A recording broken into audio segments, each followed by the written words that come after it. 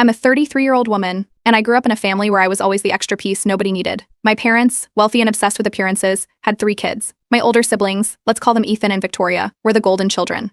Ethan was the athletic one, Victoria was the social butterfly, and I was the quiet kid who got good grades but didn't shine in ways they cared about. It wasn't like they outright hated me. It was worse, they acted like I didn't exist. Ethan was showered with praise every time he brought home a trophy, and Victoria's endless shopping sprees were always necessary because she had to keep up with her social circle. Meanwhile, I was told to be practical and make do with whatever hand-me-downs Victoria decided she didn't want anymore. When I was 14, I started realizing how deep the favoritism ran. Ethan crashed his car, a shiny new sports car my parents had gifted him for his 18th birthday, because he was racing his friends. Instead of getting in trouble, my parents replaced it within a week. When I asked for a new laptop for schoolwork, I was told to save up and buy it myself. They weren't made of money, apparently, despite owning multiple properties and hosting lavish parties every month. I thought maybe if I worked hard enough, they'd finally notice me. In high school, I graduated at the top of my class. My parents didn't come to the ceremony because Ethan had a tennis match that day. When I got into an Ivy League college on a scholarship, they didn't even mention it to anyone. Meanwhile, Victoria dropped out of college after a year, saying it wasn't her thing. My parents were so proud of her for finding herself that they funded her boutique business, which failed within 6 months. By the time I was in college, I'd stopped expecting anything from them.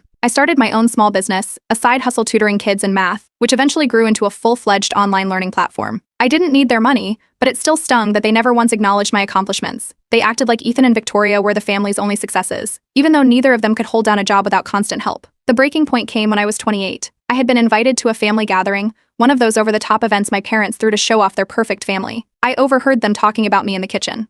My dad joked that my career was cute, but that I'd never amount to anything significant because I wasn't bold like Ethan or Victoria. My mom laughed and added that at least they didn't have to worry about me because I could fend for myself. They genuinely believed their neglect was a compliment.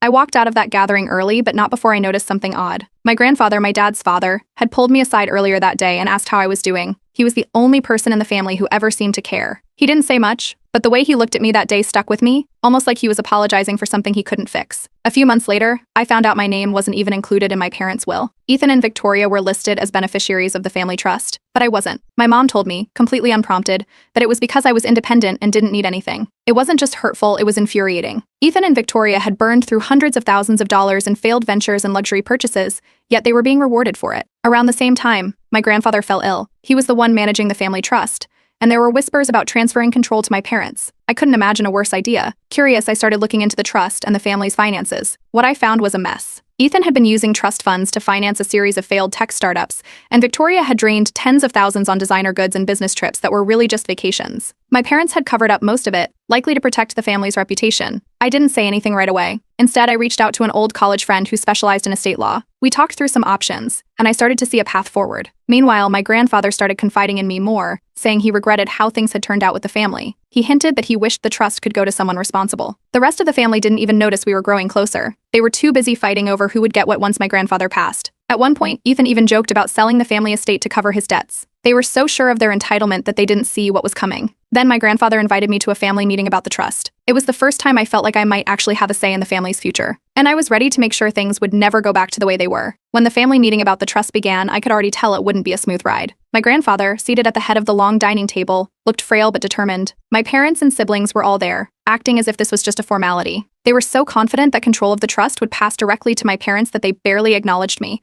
But then my grandfather dropped the bombshell. He was amending the trust to add me as a co-trustee. The room went silent for a moment before chaos erupted. My mother's voice was the loudest, demanding to know why. Ethan and Victoria quickly joined in, accusing me of manipulating our grandfather. They were so focused on yelling over each other that they didn't notice I had come prepared. When the accusations started flying, I calmly presented the evidence of their financial irresponsibility, bank statements, receipts, and a detailed breakdown of trust fund mismanagement. The look on their faces was priceless. Ethan tried to deny the failed investments, and Victoria claimed her spending was justified. But the numbers didn't lie. My grandfather didn't say much, but the fact that he stayed silent while I spoke said everything. By the end of the meeting, my grandfather had granted me partial control of the trust effective immediately. This meant I could freeze any unnecessary distributions and approve or deny any new expenses. Naturally, my family was furious. My father tried to regain control by insisting that the family trust was meant to support family unity. I countered by pointing out that unity didn't mean enabling reckless behavior.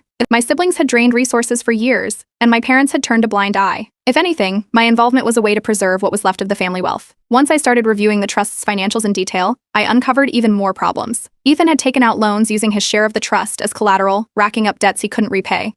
Victoria had made several shady deals with business partners who disappeared after pocketing the money. I froze all discretionary distributions immediately, citing mismanagement. The trust's funds would no longer bankroll designer wardrobes or ill-advised ventures. My siblings were livid. Ethan tried to guilt-trip me by bringing up how we used to play together as kids, but it was a weak attempt. They had decades of bad behavior to answer for, and I wasn't budging. My parents weren't any better. They tried to undermine me by appealing directly to my grandfather, claiming I was being unreasonable. My grandfather, however, was tired of their excuses. He publicly sided with me, stating that it was about time someone responsible stepped in. That didn't stop my siblings from escalating. They threatened to sue me for overstepping, but I had already anticipated this move. My lawyer friend, who specialized in estate law, had made sure everything was legally solid. The siblings' threats fizzled out as quickly as they started. In the midst of all this, I received a surprising message from a cousin I hadn't spoken to in years. She'd been estranged from the family for reasons nobody ever explained, but now she wanted to help. She claimed to have insider information about some of Ethan and Victoria's past schemes. At first, I was skeptical, but when she sent me copies of old emails and financial documents, I knew she was telling the truth. This information was a goldmine, exposing fraudulent activities that my siblings had hidden for years. It was clear that I wasn't just dealing with irresponsibility, I was dealing with outright deception. With this new leverage, I started making changes to how the trust operated. I redirected funds that had been wasted on luxuries to meaningful causes, like scholarships and community projects. Word of these changes spread quickly, and family friends began asking questions. My siblings hated the newfound scrutiny. They were used to being seen as successful heirs, but now people were starting to see them for what they really were. Public embarrassment was the last thing they wanted, but it was exactly what they got. The next family meeting was a showdown. I laid out new rules: no more frivolous spending, no more secretive deals, and no more secretive deals, and no more bailouts. My siblings tried to argue, but my grandfather backed me up. By the end of the meeting, it was clear that the old family hierarchy was crumbling. Ethan and Victoria were no longer the favorites. They were now financially dependent on the decisions I made, and they knew it. As I walked out of that meeting, I couldn't help but feel a small sense of satisfaction. For years, I had been the invisible one, the one they overlooked. Now the tables had turned. They needed me, and I wasn't about to let them forget it. This was just the beginning. Not long after I implemented the new rules for the family trust, things started to unravel fast. The first sign of trouble came from Ethan. He'd poured money into yet another doomed tech startup, and it collapsed within months. This time, though, he didn't have the usual safety net. He showed up unannounced, desperate and demanding a bailout. Without the trust funds to cover his losses, he was on the verge of bankruptcy. I didn't refuse outright, but made it clear that any help would come with conditions. He'd have to sign a public statement admitting his financial mismanagement and agreeing to oversight for any future projects. Ethan stormed out, but I knew he'd be back. Meanwhile, my parents were turning on each other. For years, they had enabled Ethan and Victoria's reckless spending, but now they were pointing fingers. My dad blamed my mom for being too lenient with Victoria's business ventures, and she accused him of favoring Ethan's failed investments. Their fight spilled over into family gatherings, making the tension impossible to ignore. It was clear that the cracks in their perfect facade were widening. As my reforms started taking effect, the family's social circle began to shrink. Friends who had once flocked to my parents' parties started distancing themselves. Without the endless flow of luxury vacations and extravagant events funded by the trust, my parents couldn't keep up appearances. It wasn't long before whispers about the family's dysfunction began circulating. During this time, my grandfather called me aside for a private conversation. He admitted he'd made mistakes in how he raised my father, and, by extension, how the family treated me. He confessed that he had allowed things to spiral out of control and wanted to make things right. To my surprise, he offered me even more control over the trust, saying he trusted my judgment more than anyone else in the family. It was a bittersweet moment, but I accepted his offer. I knew I'd need that authority for what was coming next. Ethan's desperation took an ugly turn. When it became clear that I wasn't going to hand over money without accountability, he tried a different tactic. He reached out to my lawyer friend, attempting to bribe her into undermining me. Unfortunately for Ethan, my friend was loyal and informed me immediately. I confronted him with proof of his attempt, and he had no choice but to back down. It was another nail in the coffin of his credibility. Victoria wasn't faring much better. Without access to trust funds, she could no longer maintain her lavish lifestyle. I cut off all luxury expenses, including her monthly allowance for designer shopping. This led to a string of tantrums, but I stood firm. The changes caught the attention of a local news outlet, which ran a story about how I was using the trust to support scholarships and community projects. The article painted me as a hero for standing up to nepotism, while my siblings were cast as entitled heirs squandering their wealth. The public embarrassment hit them hard. Around this time, my family held a secret meeting to discuss how they could remove me from the trust. They underestimated me again. My cousin, who had been feeding me information, tipped me off about their plans. I showed up uninvited, armed with evidence of their previous mismanagement and shady dealings. Their attempt to oust me fell apart on the spot, and I made it clear that any further scheming would only backfire. My cousin's alliance proved invaluable. She uncovered even more evidence of fraud, including documents that implicated Victoria in embezzling funds from one of her failed businesses. This revelation led to serious legal consequences for Victoria, and for once, my parents couldn't protect her. It was a harsh but necessary lesson. Throughout all of this, I made it a point to refuse any personal benefits from the trust. I didn't want anyone accusing me of hypocrisy, and it helped earn the respect of outsiders. Friends who had once been distant began reaching out, praising me for taking a stand. Even distant relatives who had previously sided with my parents started changing their tune. My parents, however, were relentless. They issued an ultimatum: demanding that I relinquish control of the trust to restore family harmony. I countered with a detailed report of their financial misdeeds, making it clear that they were in no position to make demands. The conversation ended with my parents retreating, angrier than ever but unable to argue with the facts. The pressure was too much for Ethan, who had a public meltdown at a social event. He blamed me for his problems, accusing me of ruining his life. It was an embarrassing display, but I refused to engage.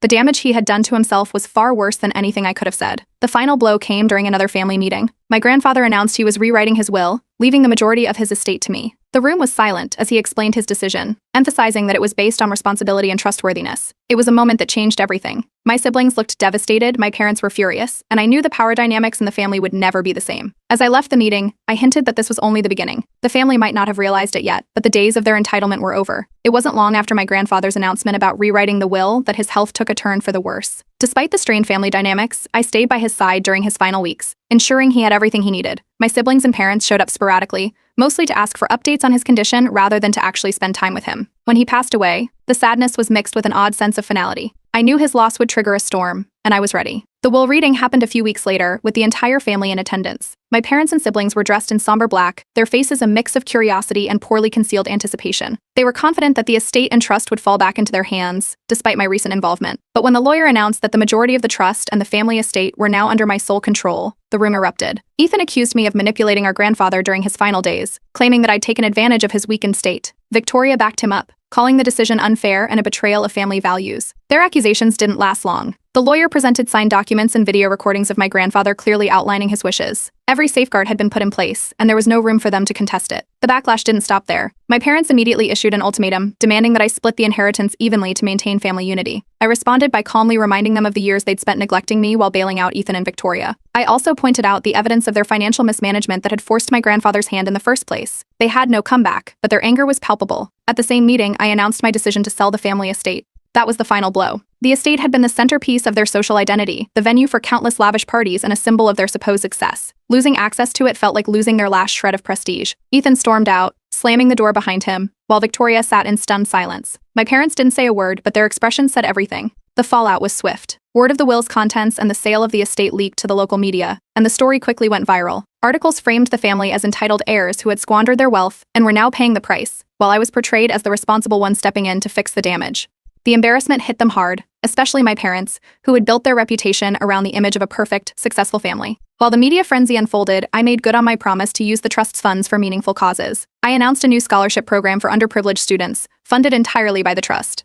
The positive press from this initiative further cemented my position as the responsible heir. My siblings, on the other hand, were struggling to stay out of trouble. Ethan's fraudulent activities finally caught up with him, and he was arrested for his involvement in a shady investment scheme. I handed over additional evidence to the authorities, ensuring there was no way for him to escape accountability. As the legal battles unfolded, my parents tried to reach out with an offer to reconcile. They wanted to meet privately to discuss moving forward as a family. I agreed to meet but made it clear that there would be no sweeping the past under the rug. During the meeting, I demanded that they take full accountability for their years of neglect and favoritism. Their response was full of excuses and half-hearted apologies, which only solidified my decision to keep my distance. While sorting through old family records, I came across documents that revealed something shocking. Ethan and Victoria had manipulated my grandfather for years, pressuring him into signing off on risky ventures and questionable expenses. The evidence further justified his decision to leave them out of the trust's control. I brought the documents to the lawyer, ensuring they were properly filed in case my siblings ever tried to challenge my authority again. With all this in mind, I made the decision to formally remove Ethan and Victoria from the trust. They were now completely cut off financially,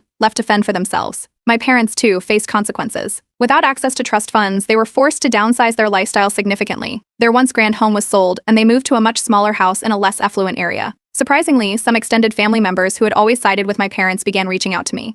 They expressed regret for ignoring me in the past and applauded the changes I was making. It felt strange to have their support after so many years, but I accepted it cautiously. My focus remained on implementing long-term plans for the trust, ensuring the funds were used responsibly. In the end, I found a sense of peace. I had spent my life being overlooked and underestimated, but now I had control over my own narrative. The family might never recover from their fall, but that was no longer my concern.